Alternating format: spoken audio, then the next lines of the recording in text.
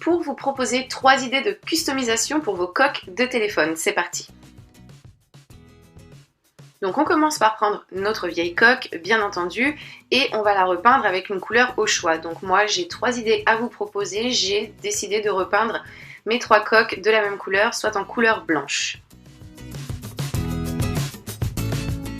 Comme ceci, et donc on va commencer avec la première idée. Donc je vous propose de customiser vos coques avec des tatouages éphémères. Donc moi j'achète les miens en solderie, il n'y a pas besoin de mettre le prix fort. Les premiers prix suffisent, surtout si le motif vous plaît. Donc on essaie de centrer le tout correctement sur notre support. Donc bien entendu avant on va retirer le petit film protecteur.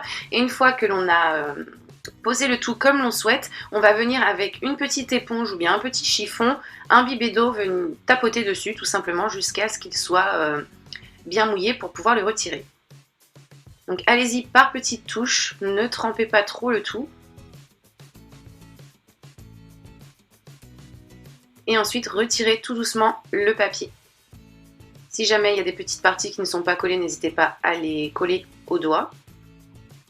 Je trouvais ça un petit peu fade, donc j'ai décidé ensuite de pousser un petit peu plus la déco en ajoutant des petits strass. Donc là de votre côté, bien entendu, vous faites comme vous le souhaitez.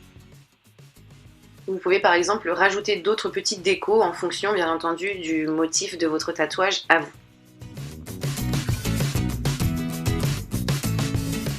Et donc voici ce que j'obtiens.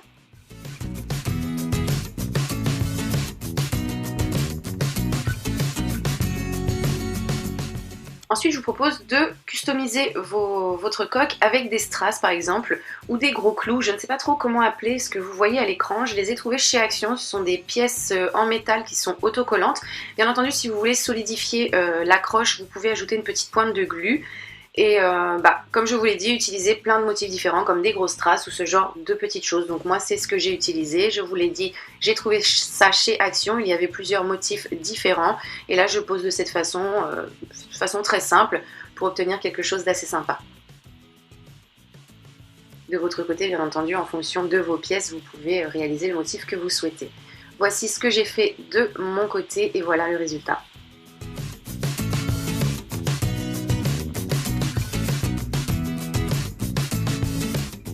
Ensuite, je vous propose de réaliser votre déco au pochoir. Donc moi, je ne vous cache pas que j'étais pas sûre du tout de mon coup, ça n'adhère pas vraiment à la pièce, mais au final, ça a bien fonctionné. D'autant que j'ai utilisé un pinceau, alors que pour le pochoir, il faut clairement utiliser un tampon mousse, c'est beaucoup mieux.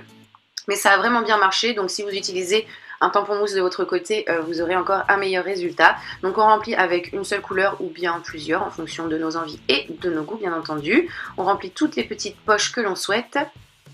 Pour info, je trouve mes pochoirs, j'ai trouvé mes pochoirs parce que je crois qu'il n'y en a plus chez Action.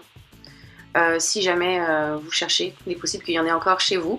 Bref, une fois que c'est terminé, j'ai retiré le pochoir et comme je vous l'ai dit, je suis plutôt contente du résultat. Mais une fois de plus, je trouvais ça un petit peu fade, donc j'ai ajouté de nouveau des petits strass de votre côté, faites en fonction de ce que vous avez envie et de ce que vous avez sous la main. Je vous conseille également, pour que ça ne bouge pas, étant donné que c'est de la peinture, de recouvrir le tout avec un vernis en spray afin que ce soit assez solide et que vous puissiez profiter de votre déco le plus longtemps possible. Donc voici